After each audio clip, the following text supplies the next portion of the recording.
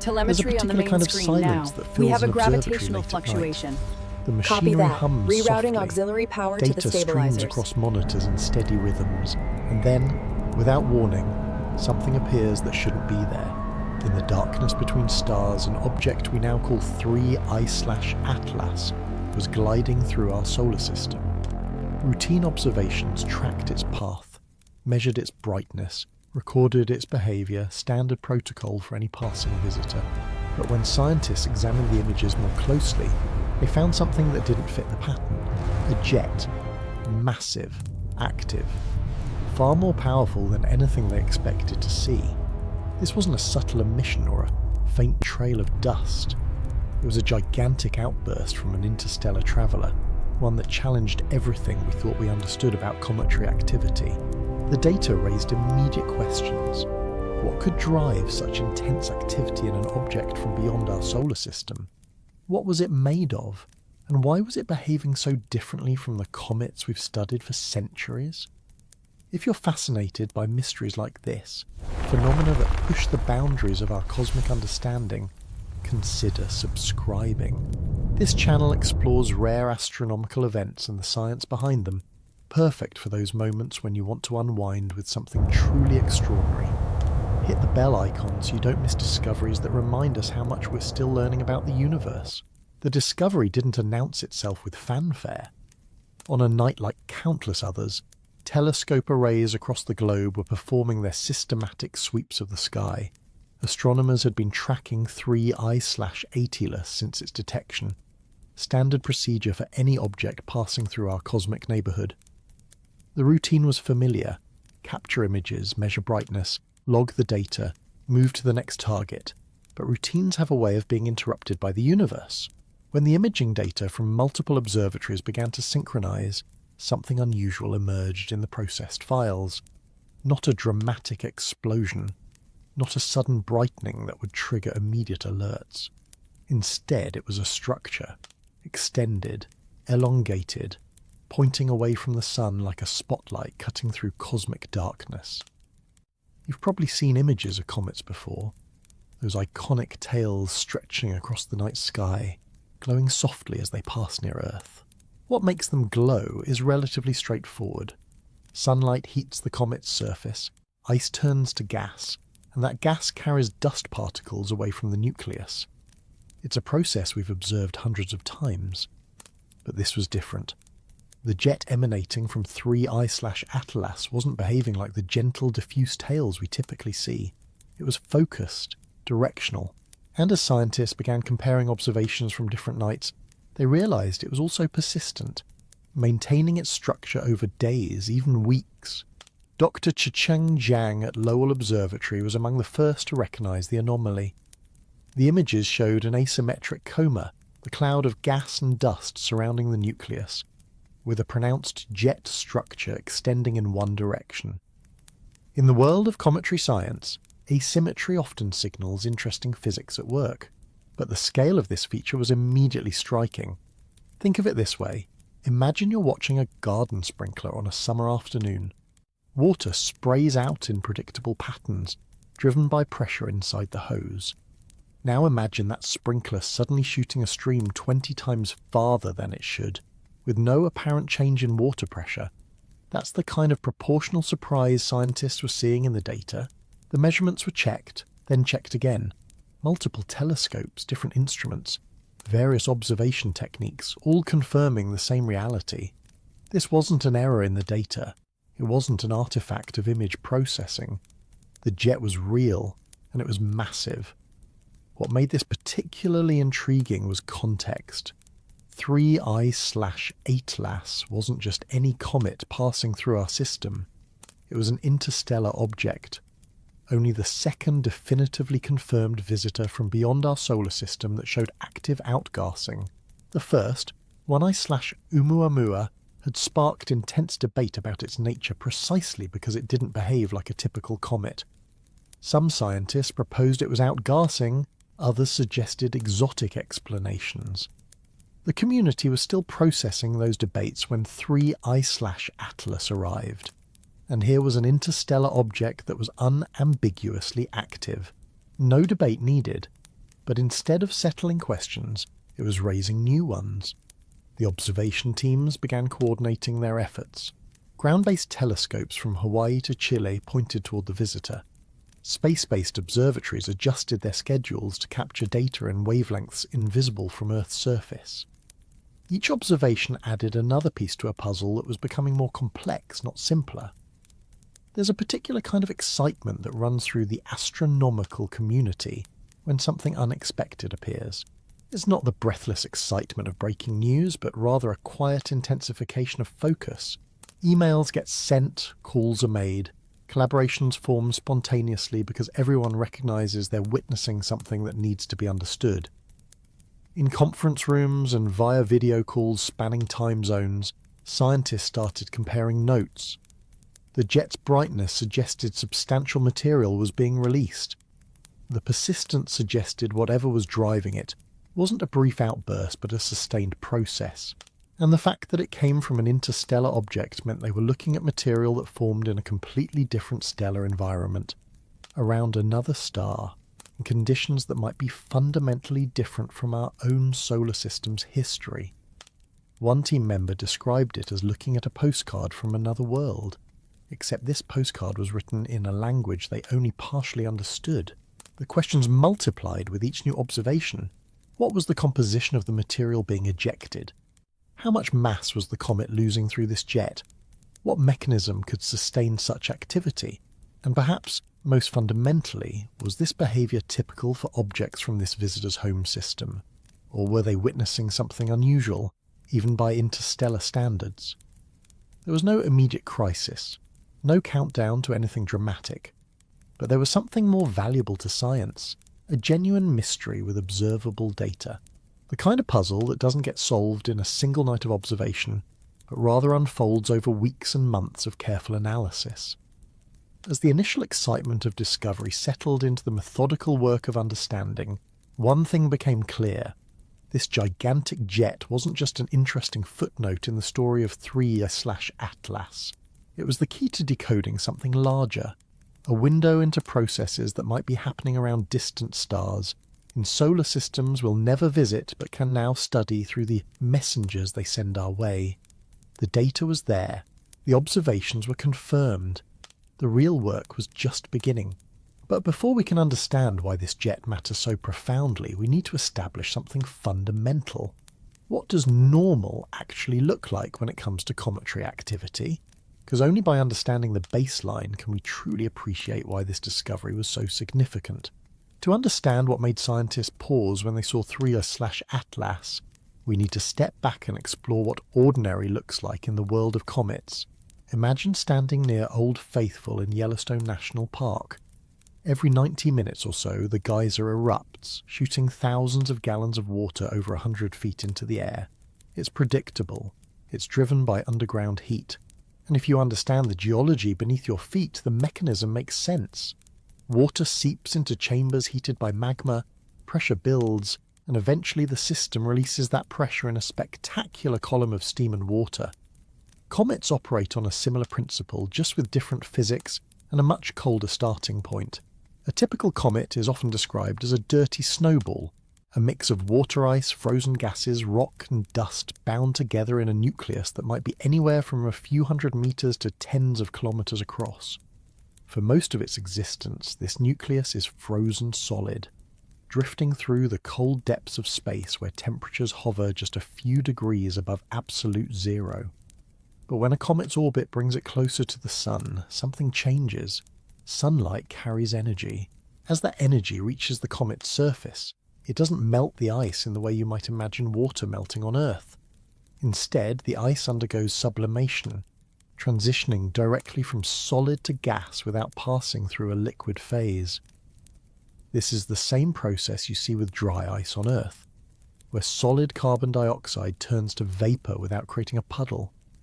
When water ice sublimes on a comet, it doesn't just disappear quietly. The gas expands rapidly, and as it does, it carries dust particles along with it. This creates the coma, that fuzzy cloud surrounding the nucleus, and eventually forms the tail that can stretch for millions of kilometers through space. For decades, Scientists have studied this process across hundreds of comets. They've measured gas production rates. They've analysed the composition of ejected material. They've mapped how activity changes as comets approach and recede from the Sun. Through all these observations, patterns have emerged. A typical comet might have multiple jets, but they're usually relatively weak and diffuse. The material spreads out in a broad fan rather than a focused beam. Gas production rates for a moderately active comet might range from a few hundred to a few thousand kilograms per second, substantial but predictable based on the comet's size, composition and distance from the Sun. Think of it like a sprinkler system in a park. Each sprinkler head releases water in a broad arc, creating overlapping patterns of coverage. No single stream dominates. The overall effect is relatively uniform distribution across the area. Scientists have developed models to predict this behaviour.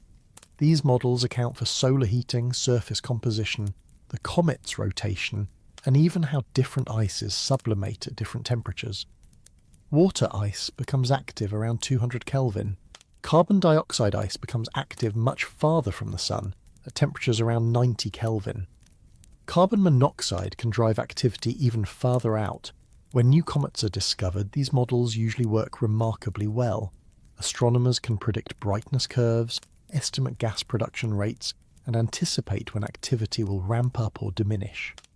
The physics is well understood because it's been tested against observation after observation.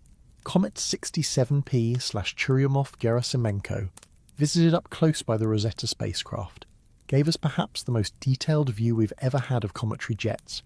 The spacecraft spent 2 years orbiting this nucleus, watching jets activate and fade as different regions rotated into sunlight. The jets were beautiful, intricate, and entirely explainable through the process of solar heating driving sublimation.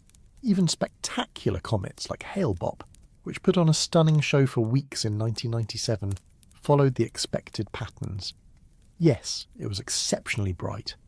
Yes, its tails were magnificent, but the mechanisms driving that activity were the same ones scientists had documented in smaller, dimmer comets. The difference was scale, not fundamental process. This baseline understanding is what makes studying comets relatively straightforward, at least compared to other astronomical phenomena. You don't need to invoke exotic physics. You don't need mysterious energy sources. Sunlight provides the heat, ice provides the material, and the laws of thermodynamics handle the rest. It's reliable, it's predictable, it's backed by decades of observation and spacecraft missions that have given us close-up views of these processes in action. But reliability makes anomalies obvious. When something doesn't fit the pattern, when gas production is higher than solar heating should allow, when jets persist longer than models predict, when structures appear that shouldn't exist given the conditions, that's when scientists lean forward and start asking questions. And that's exactly what happened with 3I-ATLAS. The jet they were observing wasn't just unusual in the way that occasional outbursts can surprise us. It wasn't a brief spike in activity that could be explained by a pocket of volatile ice suddenly exposed to sunlight. This was sustained, powerful, and disproportionate to what the standard models predicted for an object at that distance from the Sun. The baseline had been established through hundreds of comets over decades of observation. The physics was solid, the predictions were tested, but 3I-ATLAS wasn't following the script, and when scientists began measuring just how far outside the normal range this jet actually was, the numbers told a story that demanded explanation. Numbers in astronomy can be difficult to grasp. When you're dealing with distances measured in light years and masses measured in solar masses, our everyday experience provides little intuition. But sometimes, the numbers tell a story that's impossible to ignore. The jet from 3I-ATLAS was one of those times. Initial measurements suggested the jet extended for tens of thousands of kilometers from the nucleus. To put that in perspective, imagine standing at one end of the continental United States and seeing a stream of material reaching all the way to the other coast, and then continuing beyond. That's the kind of scale we're talking about. But distance alone doesn't capture the full picture. What mattered more was the amount of material being ejected and the energy required to sustain that process. When scientists calculated the gas production rate, they found something that didn't align with expectations. For a comet at 3I-ATLAS's distance from the Sun, roughly 1.5 astronomical units, similar to Mars's orbit, the solar heating should produce a certain level of activity. The models were clear about this. They'd been validated across countless observations, yet the measurements showed production rates significantly higher than those models predicted. Think about a kettle on a stove. If you set the burner to medium heat, you can predict roughly how long it will take for the water to boil. The relationship between heat input and water vapour production is straightforward. Now imagine that kettle suddenly producing 3 times as much steam without any increase in heat. That's the kind of discrepancy that makes you question either your measurements or your understanding of the physics involved. In the case of 3I-ATLAS, the measurements were solid. Multiple observatories using different instruments and techniques all confirmed the same reality. The jet was real, the production rates were real, which meant the puzzle lay in the physics. Dr. David Farnokia at NASA's Jet Propulsion Laboratory, along with international collaborators, began working through the numbers systematically. They calculated how much solar energy was reaching the comet's surface. They estimated the surface area that could be actively sublimating. They considered rotation rates and how that might affect which regions were heated. No matter how they adjusted the parameters within reasonable ranges, the standard solar heating model came up short. The energy budget didn't balance. There wasn't enough heat input to produce the observed output. This is where the comparison to familiar phenomena becomes useful. Geysers on Earth can be surprisingly powerful, but they're driven by geothermal heat, energy from Earth's interior. Volcanic eruptions can eject material over vast distances, but they're powered by magma chambers containing tremendous thermal energy. In both cases, the energy source is internal, not external. Comets, in the standard model, don't have significant internal heat sources. They're cold bodies heated from the outside by the sun. That's the fundamental assumption underlying decades of comet science. But what if that assumption needed refinement? One possibility scientists began exploring was that 3I-ATLAS might have a particularly volatile rich composition. Not just water ice, but substantial amounts of carbon monoxide or carbon dioxide. Ices that sublimate at much lower temperatures and can release gas more vigorously. If the nucleus contained large reservoirs of these supervolatiles, perhaps they could drive enhanced activity even at greater distances from the Sun. This wasn't unprecedented. Comet 29P/Schwassmann-Wachmann 1 orbits entirely beyond Jupiter and still produces spectacular outbursts, almost certainly driven by carbon monoxide ice. But 29P is in a nearly circular orbit, always far from the Sun, where supervolatiles can remain stable. 3I-ATLAS was on a trajectory that brought it much closer to solar heating, which complicated the picture. Another consideration was structural. What if the nucleus had a particularly porous, fluffy structure? Material with high porosity can trap gases in subsurface cavities. As the surface heats up, pressure can build in these cavities until it's suddenly released, like uncorking a champagne bottle. This mechanism can produce short-term outbursts more powerful than steady-state sublimation alone. But again, the observations showed sustained activity, not brief explosions. The jet persisted over weeks. Whatever was driving it wasn't a one-time pressure release, but an ongoing process. There was also the possibility of chemical reactions. When certain molecules frozen in cometary ice are exposed to cosmic rays or ultraviolet light over millions of years, they can undergo changes, forming more complex compounds that store energy.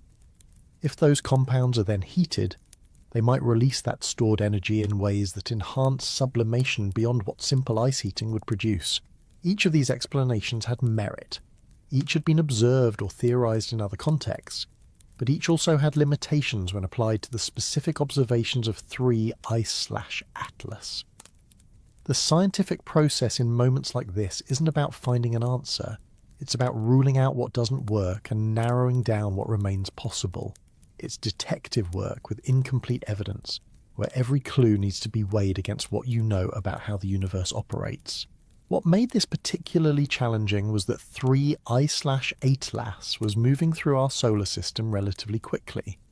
Unlike comets in stable orbits that return every few years, giving scientists multiple opportunities to observe and refine their models, this was a one-time visitor. Whatever data they could collect during this passage would be all they'd ever have. The pressure wasn't to solve the mystery immediately, but to gather as much information as possible while the opportunity existed. Every spectrum captured, every image processed, every measurement refined, added to the data set that future scientists could analyze. And as those data sets grew, one thing became increasingly clear. Understanding the jet's scale and power was only the first step. The real question wasn't just how much material is being ejected, but what is that material? Because if the composition of 3I-ATLAS was significantly different from solar system comets, if it carried chemical signatures from a completely different stellar environment, then the jet wasn't just a puzzle about energy budgets and sublimation rates. It was a message written in molecules, carrying information about worlds we'll never visit. Decoding that message required looking beyond the jet's impressive scale and into its chemical composition.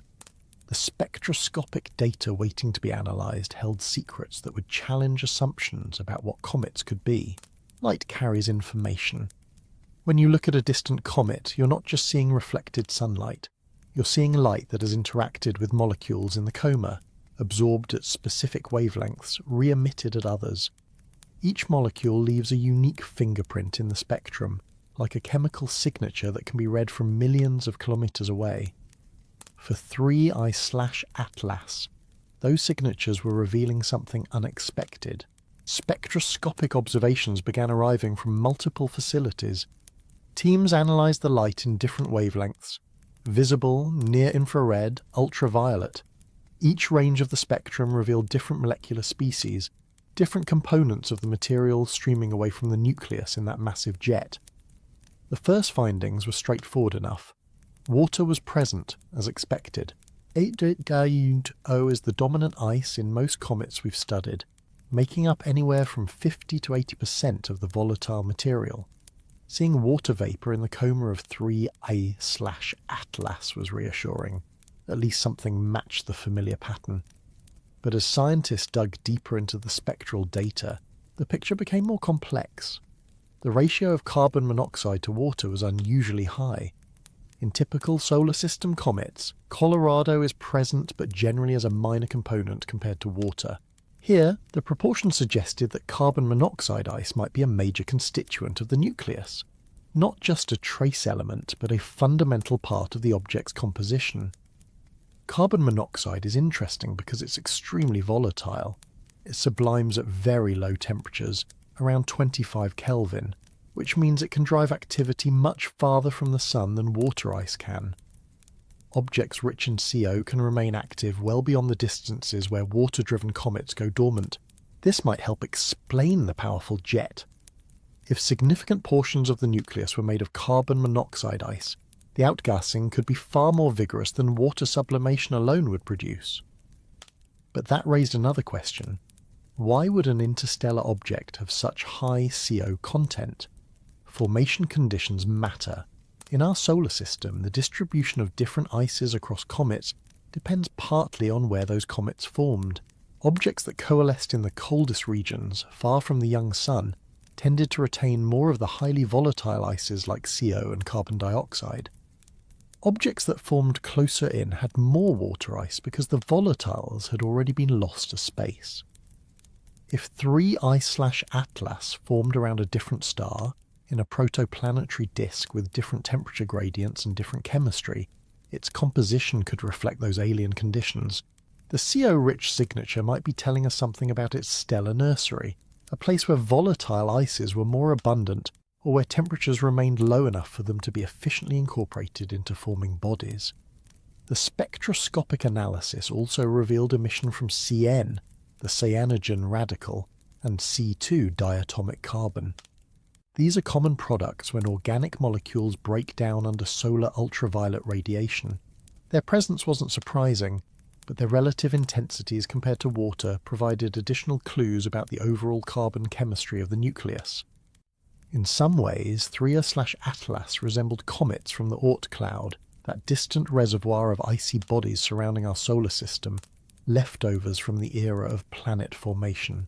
Oort cloud comets can have unusual compositions because they formed in different regions of the early solar system before being scattered to their current distant orbits. They're pristine, relatively unprocessed by solar heating, but 3I-ATLAS had travelled much farther than any Oort cloud comet. It had journeyed through interstellar space, exposed to cosmic rays bombarded by high-energy particles, bathed in the diffuse radiation of the galaxy.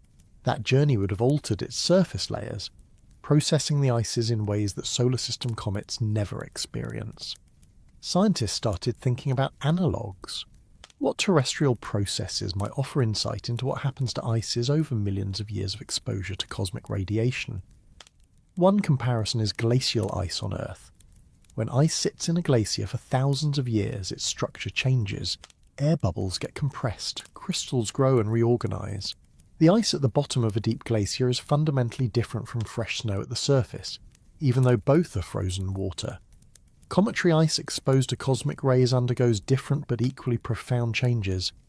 High-energy particles can break molecular bonds, create free radicals, even synthesize new compounds.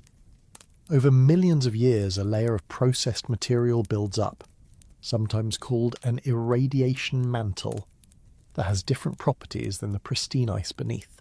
For an interstellar object, this mantle could be particularly thick, and when solar heating begins to sublimate that processed layer, the chemistry might be unlike anything we see in fresh solar system comets. The challenge was distinguishing between what was original composition and what was the result of interstellar processing. Were they seeing the true chemical signature of 3I-ATLAS's formation environment? Or were they seeing a modified surface that had been altered during its long journey? This is where comparison with 1I/. Oumuamua became relevant, though frustratingly that comparison raised as many questions as it answered. Oumuamua showed no detectable outgassing when it passed through our solar system. Its composition remains debated to this day precisely because we couldn't analyse a coma. Some scientists proposed it was essentially a bare rock, depleted of volatiles.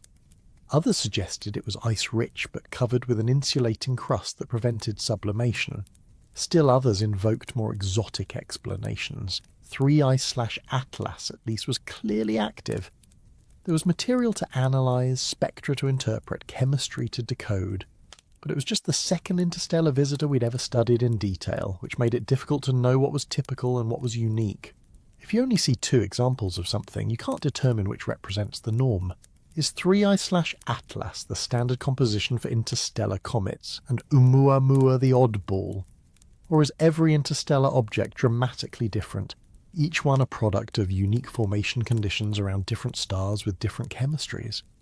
The composition data was painting a picture of an object rich in volatiles, with chemistry that suggested formation in a cold environment with abundant carbon-bearing molecules. It was a visitor carrying ice and organics from another star system, potentially a completely different chemical regime than the one that produced our solar system's comets. But composition alone couldn't explain everything. The jet's power still exceeded what even volatile-rich ice should produce under the solar heating available at that distance. Something else was at work, some additional factor or mechanism that wasn't captured by simply knowing what molecules were present. To understand that, scientists needed to look not just at chemistry but at thermodynamics, the physics of heat, energy and temperature in an environment unlike anywhere on Earth. Energy is precise. It doesn't appear from nowhere, and it doesn't disappear without consequence. Every process in the universe, from a candle flame to a supernova, can be understood through careful accounting of energy in and energy out. For comets, that accounting is usually straightforward. Sunlight arrives carrying a specific amount of energy. Some reflects back into space. Some gets absorbed by the surface, heating the material. That heat drives sublimation, which carries energy away as gas expands and cools. Balance the equation, and you can predict the comet's behaviour. But with 3I/ATLAS, the equation wasn't balancing. At 1.5 astronomical units from the Sun, roughly 225 million kilometres, The solar flux is well characterized. Scientists know exactly how much energy per square meter reaches that distance. They know how different materials absorb that energy. They can calculate, with considerable precision, how hot a surface should get under those conditions. For a dark, carbon-rich surface similar to many comet nuclei, temperatures at that distance might reach around 200 to 250 Kelvin. That's cold by Earth standards, roughly -23 to -73 degrees Celsius, but it's warm enough to sublimate water ice, which is why comets become active as they approach the Sun. The problem was that the observed activity level required more energy than the sunlight could reasonably provide. Think of it like trying to boil water on a camping stove. You know the stove's heat output, you know the size of your pot. You can calculate how long it should take to reach boiling temperature. If the water boils in half that time, something else must be contributing heat. Maybe you're at a lower altitude where the boiling point is lower, or maybe there's a second heat source you didn't account for. With 3I-ATLAS, scientists began searching for that additional heat source. One possibility was rotational heating. As a comet tumbles through space, its rotation can distribute heat unevenly. If one side gets strongly heated while facing the Sun, then rotates into shadow before all that heat radiates away, some thermal energy gets carried to the night side. This can create temperature gradients within the nucleus that drive more complex sublimation patterns than simple solar heating would produce. But rotational effects alone typically can't account for dramatically enhanced activity. They redistribute energy, they don't create it from nothing. Another mechanism scientists considered was crystallization. Water ice can exist in two forms, amorphous and crystalline. Amorphous ice is what forms when water vapour condenses very quickly at extremely low temperatures, like in the frigid environments of deep space. It's disordered with molecules arranged randomly. Crystalline ice has molecules in an ordered lattice structure, like the ice cubes in your freezer. When amorphous ice warms above about 120 Kelvin, it spontaneously converts to crystalline ice. That phase transition releases energy, not a huge amount, but enough to potentially drive additional sublimation beyond what solar heating alone would cause. Comets forming in the outer regions of protoplanetary disks would likely contain amorphous ice.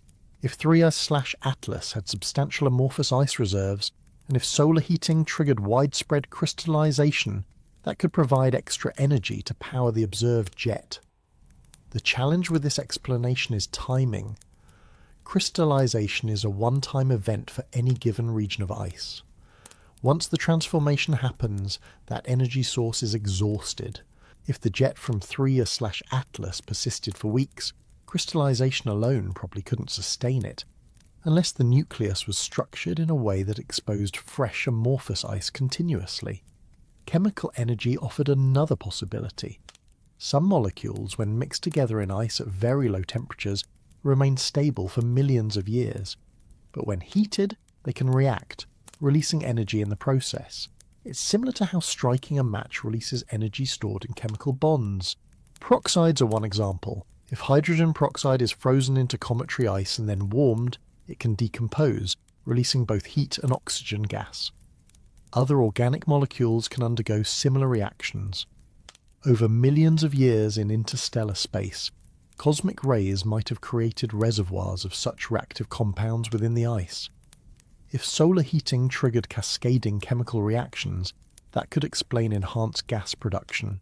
The reactions would produce heat which would trigger more sublimation, which would expose more reactive material, creating a positive feedback loop. But verifying this hypothesis required knowing the exact chemical inventory, not just the major components like water and CO, but trace species that might be present in small amounts yet play outsized roles in the energy budget. There was also the geometry of the nucleus to consider. If the surface had deep cracks or fissures, sunlight could penetrate below the immediate surface layer. This would heat a larger volume of material than a smooth surface would, potentially driving more vigorous sublimation from subsurface ice deposits. Scientists have observed this effect on other comets. Comet 67P, visited by Rosetta, had a complex surface with pits, cliffs, and crevices. Jets often originated from these topographic features, where the geometry allowed sunlight to heat material that would otherwise remain in shadow. For 3I-ATLAS, without a spacecraft visiting the nucleus directly, they could only infer structure from how the jet behaved. The fact that it was focused and persistent suggested a localized source region, perhaps an active area where subsurface ice had good access to solar heating through some structural feature. Then there was the question of insulation. If portions of the nucleus had developed a thick layer of dust, a crust formed from the non-volatile particles left behind as ice sublimated. That crust could act like a pressure vessel. Gas building up beneath the crust might eventually break through, producing a jet more powerful than steady-state sublimation would create. This mechanism is sometimes called a dust mantle breakthrough. It's been proposed to explain sudden outbursts in some comets, where activity spikes dramatically for a brief period before settling back down. Each of these mechanisms, rotation, crystallization, chemistry, geometry, insulation, might contribute partially. The reality could be a combination rather than a single dominant effect. What frustrated scientists wasn't a lack of possible explanations, it was the absence of definitive data to distinguish between them. They had excellent observations of the jet and its composition. They had solid measurements of solar flux and distance. What they didn't have was internal structure, subsurface temperature profiles, or detailed maps of the nucleus itself. They were trying to diagnose an engine problem by listening to the sound it made from 100 meters away, informative but limited. And yet, even with those limitations, patterns were emerging. When they compared 3I-ATLAS to every comet in the observational archive, decades of data on hundreds of objects, something became undeniable. This interstellar visitor wasn't just different in degree, it was different in kind. The question was whether that difference reflected where it came from, or revealed something fundamental about how diverse cometary activity can be, even among objects formed in our own solar system. Context shapes understanding. When you encounter something new, your mind instinctively reaches for comparisons. You map the unfamiliar onto the familiar, looking for patterns that help make sense of what you're seeing. In astronomy, that comparative process is formalized. Scientists deliberately place new discoveries alongside known objects to identify what's typical and what's exceptional. For 3I-ATLAS, that meant comparing it to the pantheon of comets humanity has observed over centuries. Start with Halley's Comet, perhaps the most famous of all periodic comets. It returns every 75 to 76 years, and historical records of its appearances stretch back over 2 millennia. When Halley approached the Sun in 1986, a fleet of spacecraft, including ESA's Giotto probe, studied it up close, providing our first detailed views of a cometary nucleus. What they found was a potato-shaped object about 15 kilometers long, darker than coal, with jets erupting from specific locations on the sunlit side. Gas production peaked at around 70 tons per second near perihelion, the closest point to the Sun. The activity was vigorous, impressive, but entirely consistent with solar heating driving sublimation of water-dominated ice. Halley taught us that comets are active beasts when near the Sun, but their activity follows predictable patterns based on distance and composition. There was no mystery about where the energy came from. Then consider Hale-Bopp, the spectacular comet of 1997 that was visible to the naked eye for months. It became one of the brightest comets of the 20th century, with a nucleus estimated at 60 kilometers across, enormous by cometary standards. Its size explained much of its impressive display. More surface area meant more sublimation, which meant brighter coma and more spectacular tails. But even Hale-Bopp, for all its grandeur, played by the rules. It became active at extraordinary distances beyond Jupiter's orbit, because it was rich in carbon monoxide ice. As it approached the Sun, water ice took over as the dominant volatile.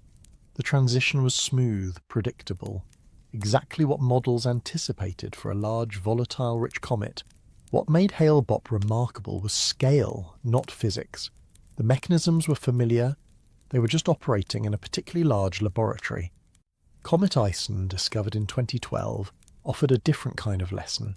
Astronomers predicted it would become spectacularly bright as it grazed extremely close to the Sun in November 2013, potentially becoming one of the brightest comets in recorded history.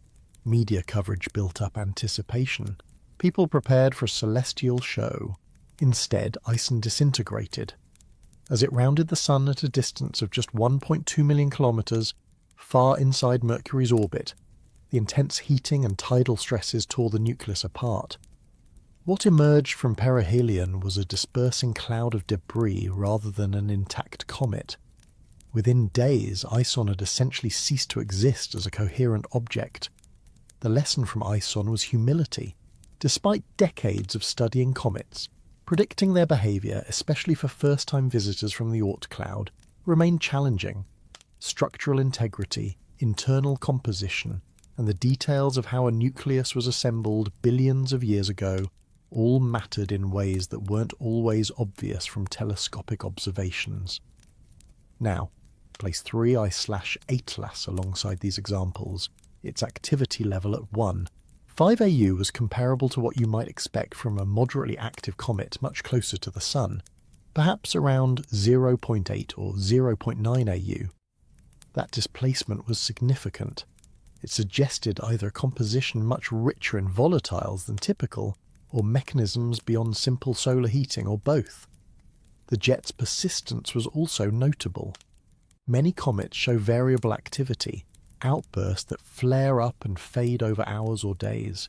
These are often attributed to sudden exposure of fresh ice, perhaps from a cliff collapse or the breakthrough of a dust crust. 3I-ATLAS's jet, by contrast, maintained its structure and intensity over extended periods. That suggested a sustained process rather than transient events. When scientists plotted 3I-ATLAS on graphs comparing gas production rates versus solar distance, graphs populated with hundreds of other comets, it sat in an unusual region. Not completely outside the distribution, but definitely on the edge, in the territory occupied by only the most volatile-rich objects. There was another comparison worth making: long-period comets versus short-period comets. Short-period comets, like Halley, orbit the Sun in less than 200 years. They've made many passages through the inner solar system, and each passage depletes their volatile ices. Over time, they become less active.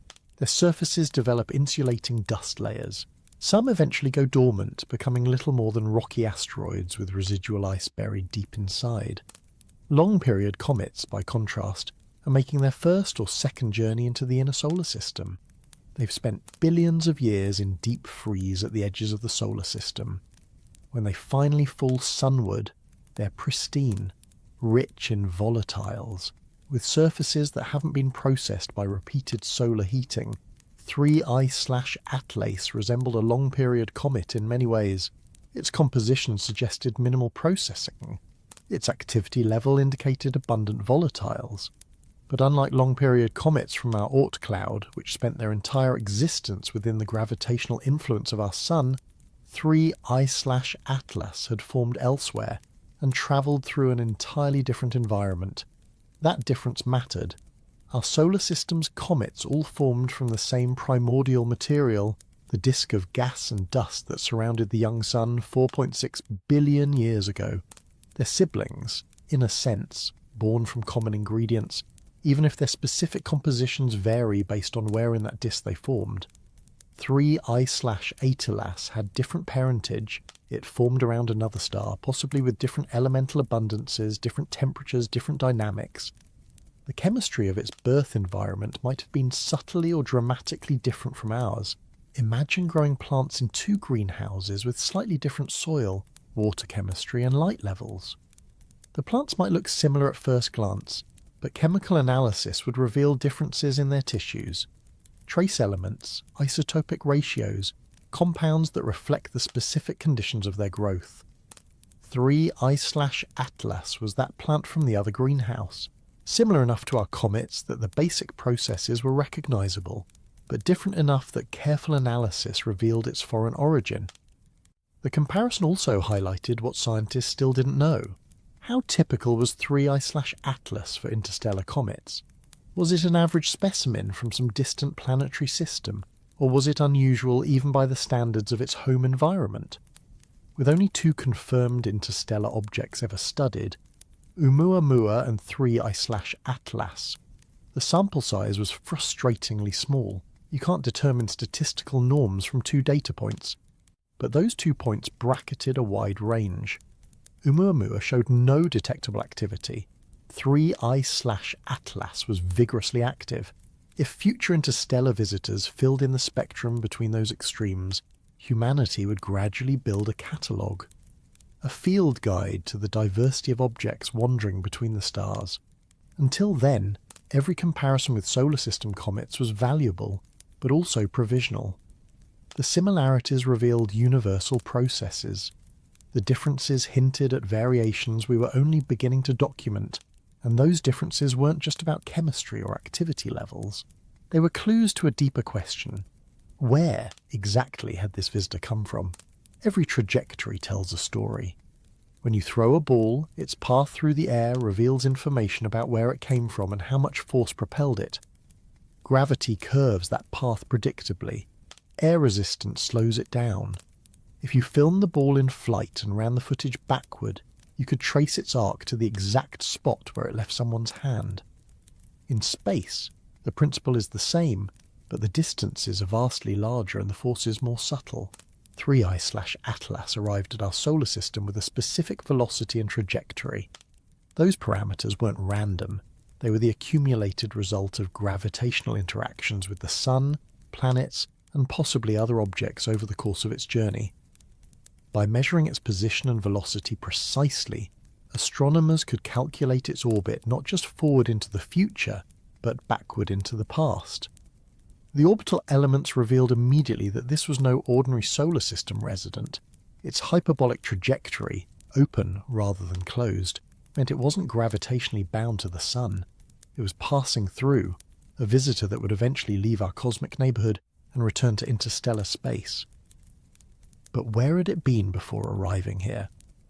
Running the calculations backward, scientists traced 3I-ATLAS's path through the solar system, out past the orbits of the planets, beyond the heliopause where the Sun's influence fades. The trajectory pointed toward a specific region of the sky, a direction from which the comet had approached. That direction wasn't toward any particular bright star visible to the naked eye. Instead, it pointed toward a region of space containing thousands of stars at various distances. Without more precise data, narrowing down a specific star of origin would be nearly impossible. This is one of the frustrations of studying interstellar objects. They carry no address labels. You can determine where they're going and approximate where they've been, but identifying their exact birth system requires information that's often just beyond reach. Consider the timescales involved. If 3I-ATLAS had been travelling through interstellar space at typical velocities, perhaps 20 to 30 kilometers per second relative to nearby stars, it could have been journeying for hundreds of thousands of years, maybe millions. During that time, the stars themselves have moved. Constellations we recognise today looked different when the comet began its voyage. Tracing backward through not just space but time requires accounting for stellar motions. Stars orbit the galactic centre, some faster, some slower. They pass near each other, gravitationally perturbing any objects loosely bound to them. Over sufficient time, the reconstructed trajectory becomes increasingly uncertain. Still, the attempt provides valuable constraints. Even if you can't identify the exact star, you can characterise the general environment. Was the comet's home system in our local stellar neighbourhood, within a few dozen light years? Or did it come from farther away, perhaps hundreds of light years distant? The velocity with which 3I-ATLAS entered our solar system offered clues. Objects ejected from nearby star systems through gravitational interactions with planets typically don't achieve extremely high velocities relative to the local standard of rest, the average motion of stars in our region of the galaxy. They drift rather than race through space. 3I-ATLAS's velocity suggested it hadn't been dramatically accelerated by a close encounter with a massive planet. Its journey had been relatively gentle by cosmic standards. That, in turn, suggested it might have originated from a planetary system not too different from our own, a place where ice-rich bodies could form in outer regions and occasionally get nudged onto trajectories that sent them into interstellar space. This process of ejection is well understood in our solar system. Gravitational interactions between Jupiter and small bodies in the early solar system scattered many objects outward. Some fell into the Oort cloud, others achieved escape velocity and were lost to interstellar space entirely. Our solar system has been leaking comets for billions of years. The same process likely occurs around other stars. Every planetary system with giant planets probably ejects a fraction of its small bodies. Over billions of years, the galaxy gradually fills with these wanderers, former members of planetary systems now travelling alone through the darkness. Current estimates suggest there might be trillions of such interstellar objects in our galaxy at any given time. Most are small, undetectable at the distances they travel. Only when one happens to pass through our immediate cosmic neighbourhood do we have any chance of spotting it. 3I-ATLAS's composition offered indirect clues about its origin environment. The carbon monoxide abundance suggested it formed in a cold region of its home system, far from its star where temperatures remain low enough for highly volatile ices to condense. That's consistent with formation beyond the snow line, the distance from a star where water ice becomes stable. But every planetary system has a different snow line depending on the star's luminosity. Around a bright hot star, the snow line sits further out. Around a dim, cool star, it sits closer in. Without knowing which star 3I/ATLAS came from, we can't determine the exact conditions of its formation, only that it formed in a region cold enough to retain supervolatiles. There's also the question of when it was ejected. Did 3I/ATLAS leave its home system recently, in astronomical terms? Perhaps a few million years ago when its planetary system was still dynamically active?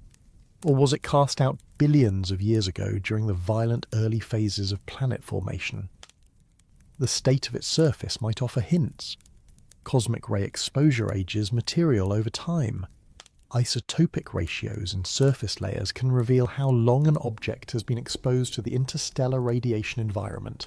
For 3I/ATLAS, without a sample return mission or much more detailed spectroscopy than was possible during its brief passage, that information remained elusive. What scientists could say with confidence was that 3I/ATLAS had survived its interstellar journey intact. It hadn't been shattered by a collision. It hadn't completely sublimated away despite millions of years exposed to the faint heat of starlight and cosmic rays. It remained a substantial object, large enough to produce the dramatic jet observed when solar heating finally reached its surface. That survival itself was informative.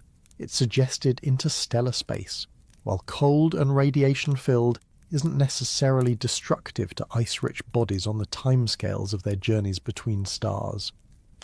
The ices might get processed, altered chemically by cosmic rays, but the objects can remain intact.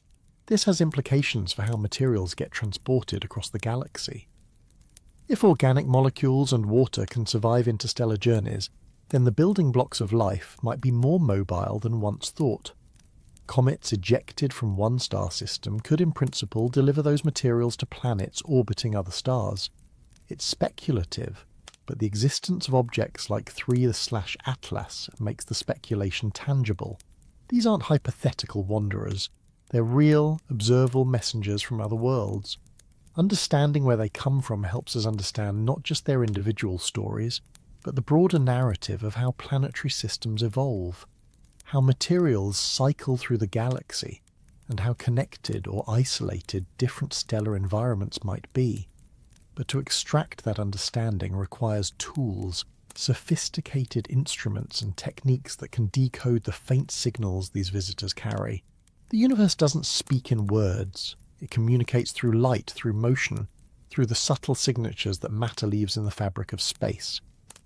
The challenge for astronomers is translation, finding ways to extract meaning from signals that travel across vast distances, often weakened to near imperceptibility by the time they reach our instruments. For 3I/ATLAS, that translation required an arsenal of techniques developed over decades of observational astronomy.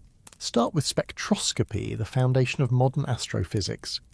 When light from the comet's coma passes through a spectrograph, it gets split into its component wavelengths, like a prism spreading sunlight into a rainbow, but with far greater precision. The resulting spectrum isn't a smooth continuum. It's marked by dark absorption lines and bright emission lines, each corresponding to specific atoms or molecules. Think of it as a barcode. Every chemical element and compound absorbs and emits light at characteristic wavelengths determined by quantum mechanics. Hydrogen has its fingerprint. Water has its fingerprint. Carbon monoxide has its fingerprint.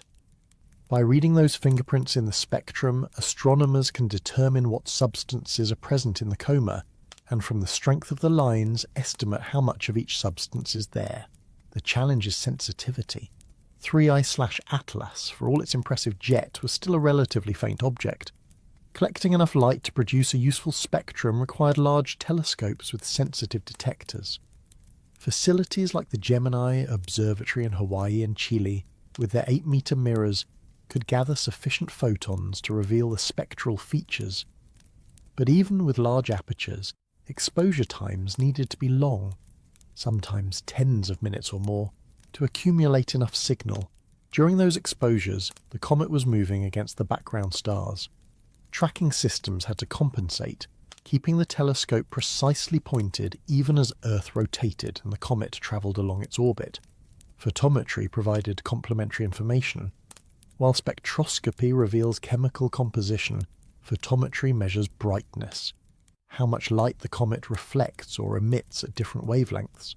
By monitoring brightness over time, astronomers could track changes in activity level, detect outbursts, and measure rotation periods if the nucleus was tumbling in a way that created periodic variations. Filters isolated specific wavelengths.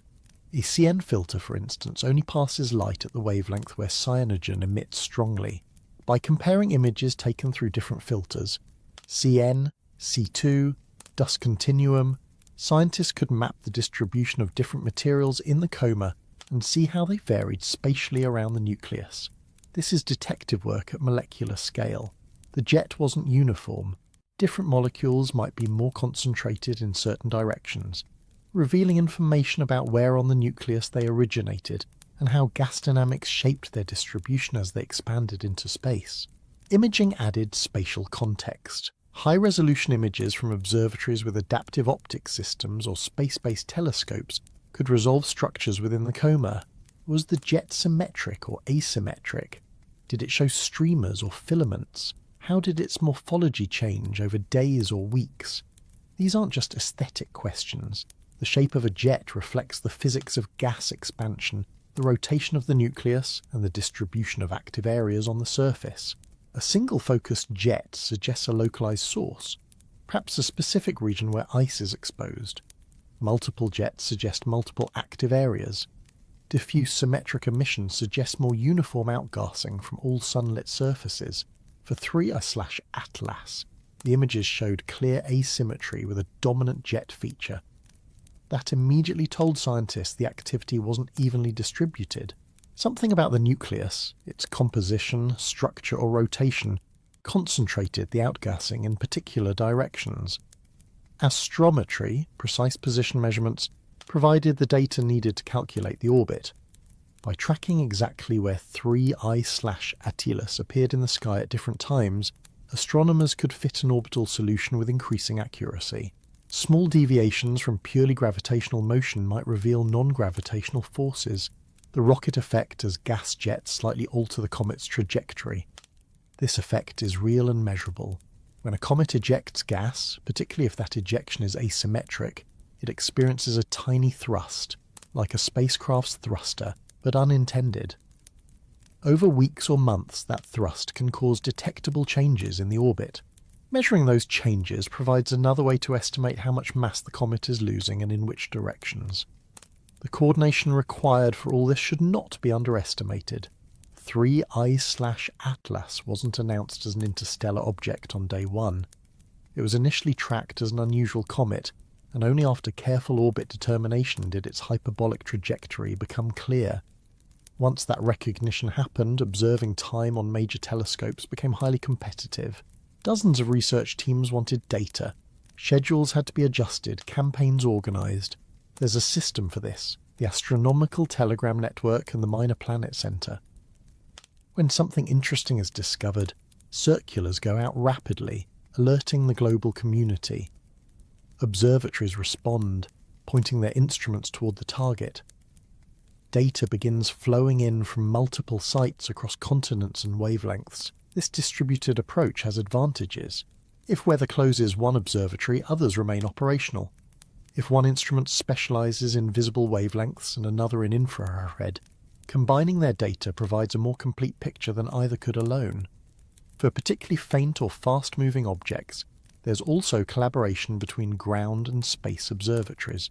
The Hubble Space Telescope, and more recently the James Webb Space Telescope, can observe in wavelengths blocked by Earth's atmosphere and achieve spatial resolution impossible from the ground. Their observing time is precious, measured in minutes, carefully scheduled months in advance. Getting these facilities pointed at a transient target like an interstellar visitor requires justification and often rapid response proposals. In the case of 3I-ATLAS, proposals were submitted to multiple facilities. Some were approved, others weren't. Not due to lack of scientific merit, but because of competing demands and limited time available. Every discovery competes against everything else astronomy wants to study, from distant galaxies to nearby asteroids.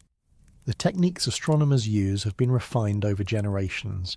Spectroscopy has been a tool since the 19th century, but modern spectrographs achieve sensitivity and resolution that early pioneers couldn't imagine. Digital detectors, CCDs, and more recently CMOS sensors capture nearly every photon that reaches them, a vast improvement over photographic plates that missed most of the light. Software, too, has revolutionized the field. Raw data from a modern telescope is meaningless without processing. Calibration removes instrumental artifacts. Algorithms subtract background sky brightness. Statistical methods extract signals from noise. All of this happens largely automatically, though human judgment remains crucial in interpreting the results. What emerges from this complex pipeline is knowledge. Spectra showing molecular abundances, images revealing jet morphology, light curves tracking activity variations. Each data set is a piece of the puzzle. Individually they're informative. Combined, they tell a richer story than any single technique could. But here's the humbling part. Even with all these tools, even with data from the world's best observatories, even with techniques honed over decades, scientists still faced unanswered questions about 3I/ATLAS. The tools are powerful, but the universe is complex, and sometimes understanding an object fully requires not just better instruments, but broader context. What did this visitor teach us that extends beyond its own story? What does one interstellar comet with an unusual jet reveal about the bigger picture of planets, stars, and the spaces between them? Science progresses through specifics, but its value emerges through generalization. A single comet, carefully studied, teaches us about that particular object, but if we're thoughtful about what we observe, if we ask the right questions and make the right connections, that single object can illuminate processes happening across the galaxy. 3I/ATLAS is one visitor, but its existence and behaviour have implications that ripple outward, touching multiple areas of planetary science. Start with planet formation itself. For decades, our understanding of how planets form has been built almost entirely on observations of one system, our own. We study meteorites, comets, asteroids, and the planets themselves, piecing together the history of the solar nebula, the disk of gas and dust that surrounded the young sun 4.6 billion years ago. That's an incredibly detailed case study, but it's still just one example. When exoplanet discoveries began accelerating in the 1990s and 2000s, they revealed something surprising. Planetary systems come in remarkable variety. Hot Jupiters orbit closer to their stars than Mercury orbits our Sun. Super-Earths, a planet type we don't have, appear common elsewhere. Systems with planets in mean motion resonances suggest different migration histories than our solar system experienced. The diversity forced scientists to question which aspects of our solar system were typical and which were quirks of our particular formation environment? Interstellar objects offer a new window into that question.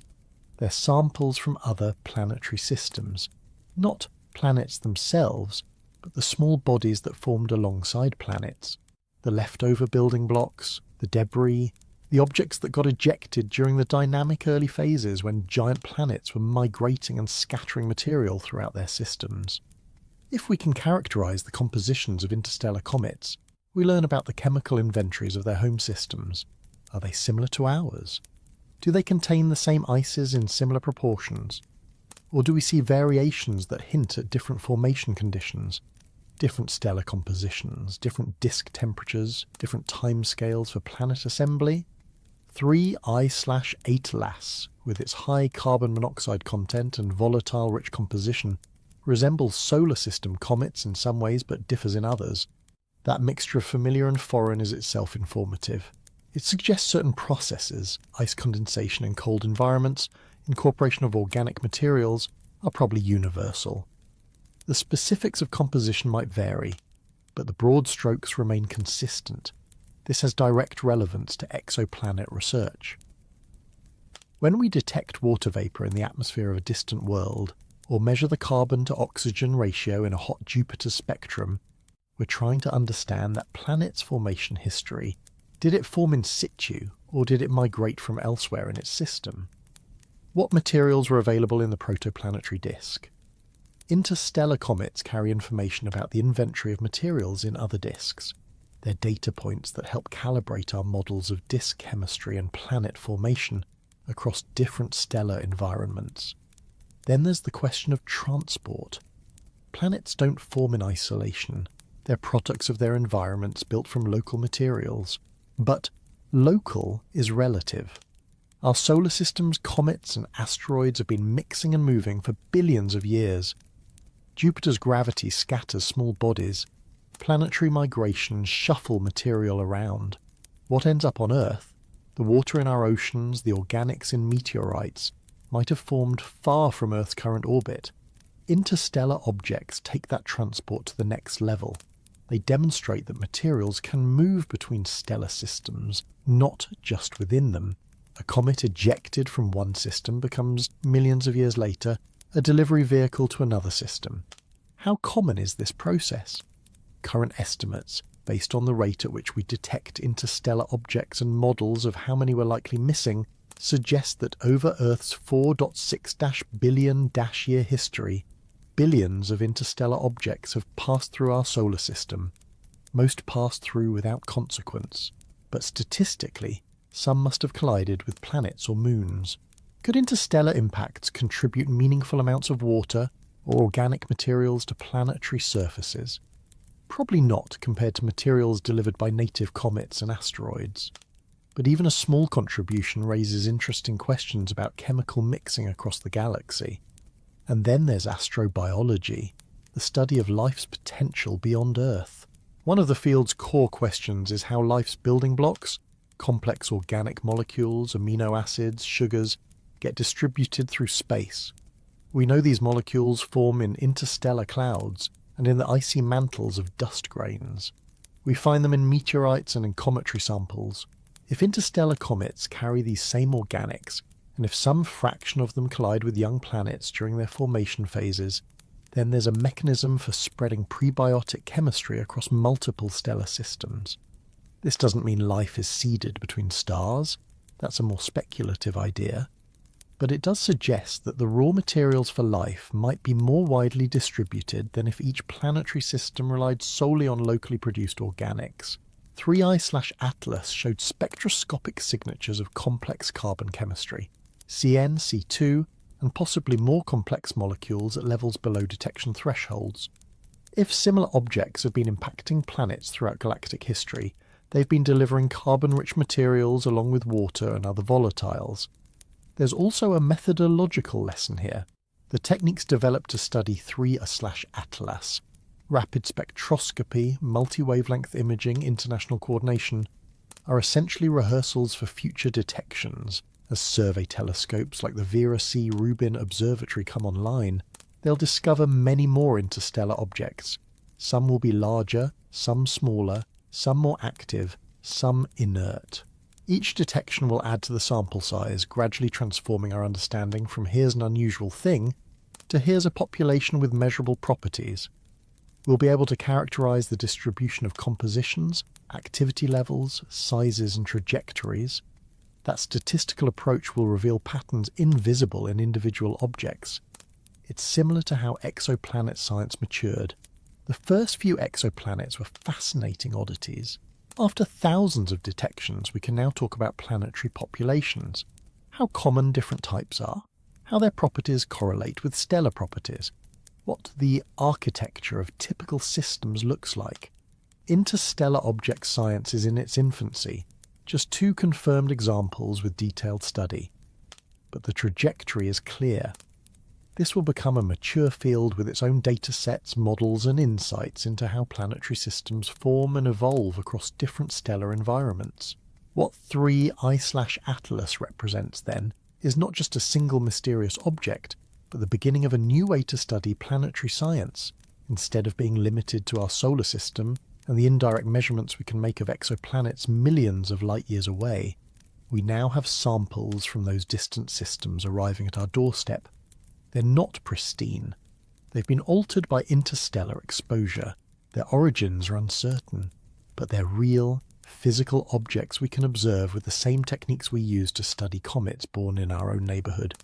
And with each new visitor, each new measurement, each refined technique, we move closer to answering questions that once seemed permanently out of reach. How diverse are planetary systems?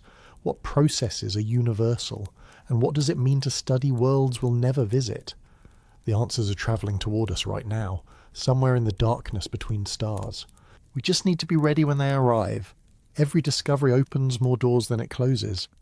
When scientists first spotted the gigantic jet from 3I-ATLAS, they weren't expecting to solve the mystery of interstellar objects completely. They knew from the start that this visitor would raise as many questions as it answered. That's the nature of exploration. Each new observation reveals the edges of what we don't yet understand. So what remains unknown? The internal structure of 3I-ATLAS is essentially a black box. We observed its surface activity, analysed the gases it released, tracked its trajectory, but we never saw inside. Is the nucleus a solid, relatively uniform body? Or is it a loosely bound collection of smaller fragments, a rubble pile held together by weak gravity and ice? The difference matters because structure affects how heat propagates, how stresses distribute, and how the object responds to solar heating. Comets we visited up close, like 67P and Tempel 1, showed surprisingly complex internal structures with layering voids and varying material properties. Without a spacecraft mission to 3I-ATLAS, which was never feasible given how quickly it passed through, we're left inferring structure from behaviour. The jet's persistence suggests some organised internal pathway for gas to escape, but beyond that we're speculating. The exact formation mechanism remains uncertain as well. We know 3I-ATLAS formed around another star, likely in the cold outer regions of a protoplanetary disk, but we don't know if it formed through the same gradual accretion process that built solar system comets, or whether different conditions in its home system produced different formation pathways. Some models suggest that in particularly dense regions of protoplanetary disks, objects might form more rapidly through gravitational instability rather than slow grain-by-grain growth. If 3I-ATLAS formed that way, its internal structure could be fundamentally different from objects that grew slowly. Different formation mechanisms can leave signatures in composition, porosity and structural strength. Then there's the representativeness question. Is 3I-ATLAS typical of interstellar comets, or is it an outlier? This might seem like an abstract concern, but it has practical implications. If most interstellar objects are like 3I-ATLAS, volatile-rich, actively outgassing, then future detection efforts can focus on spectroscopic characterization and activity monitoring.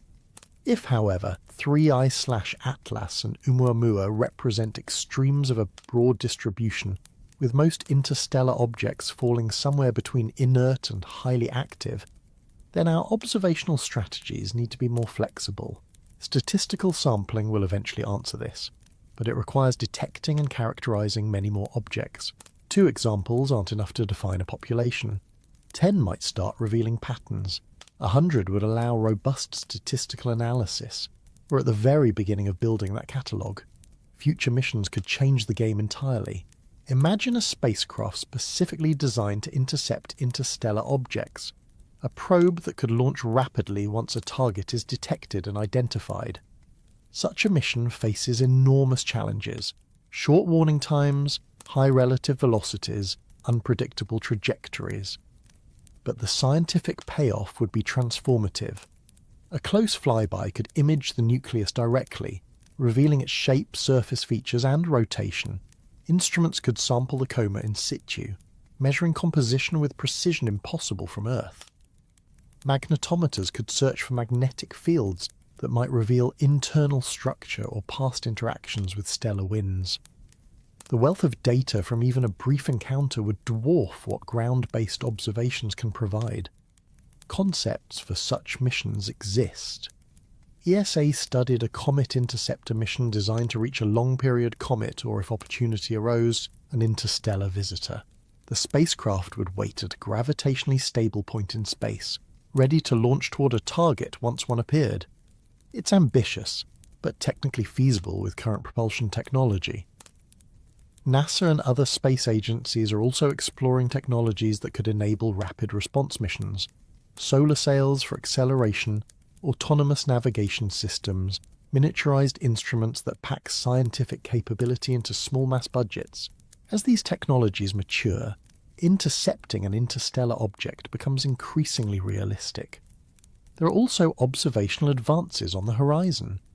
The Vera C. Rubin Observatory, scheduled to begin operation soon, will survey the entire visible sky every few nights. Its sensitivity and coverage will dramatically increase the detection rate of transient objects, including interstellar visitors. Current estimates suggest Rubin might detect 1 or more interstellar objects per year. Far more than the handful identified so far, more detections mean better statistics. We'll be able to characterize size distributions, activity levels, trajectory patterns. We'll see if there are compositional trends. Perhaps objects from certain galactic regions have different chemistry. We'll learn whether the solar system's position in the galaxy affects what types of visitors we encounter. Spectroscopic surveys will improve as well. Larger telescopes with more sensitive instruments can capture spectra of fainter objects. Time-domain astronomy, monitoring how objects change over hours, days or weeks, will become more systematic. Machine learning algorithms will help identify anomalies in massive datasets, flagging objects that merit detailed follow-up. All of this technological and methodological progress feeds into a larger goal: understanding our place in the galactic ecosystem. Planetary systems aren't isolated islands. They're nodes in a network connected through the exchange of material via interstellar objects. Characterizing that network, how much material moves between systems, what that material consists of, how it affects planetary evolution, is a project for decades, if not centuries. But every journey begins with small steps. 3I-ATLAS was one step. Significant one, because it demonstrated that interstellar objects can be active, observable, and scientifically rich. It showed that studying them is possible with current technology, and that doing so yields insights worth the effort. The questions it leaves behind aren't failures of understanding. They're invitations to look deeper, to develop better tools, to remain curious about the universe's complexity. Science doesn't demand immediate answers. It requires persistence, creativity, and the willingness to be surprised. Somewhere out there, beyond the orbit of Neptune, beyond the scattered disk and the Oort cloud, in the vast darkness between our sun and the nearest stars, other visitors are travelling. Some are heading toward us, their eventual detection years or decades away. Others are moving in different directions, destined never to be seen by human instruments. Each one carries a story, a fragment of information about a world we'll never visit, encoded in ice and rock and the faint light they reflect. We're learning to read those stories, slowly, imperfectly, but with growing skill. And with each visitor that passes through our cosmic neighbourhood, we add another chapter to our understanding of how the galaxy works, how planets form, and how connected or isolated we truly are in the vast expanse of space. The gigantic jet from 3I-ATLAS was remarkable, but perhaps what's more remarkable is what it represents. The beginning of a conversation between our planetary system and countless others scattered across the stars. We're finally learning to listen,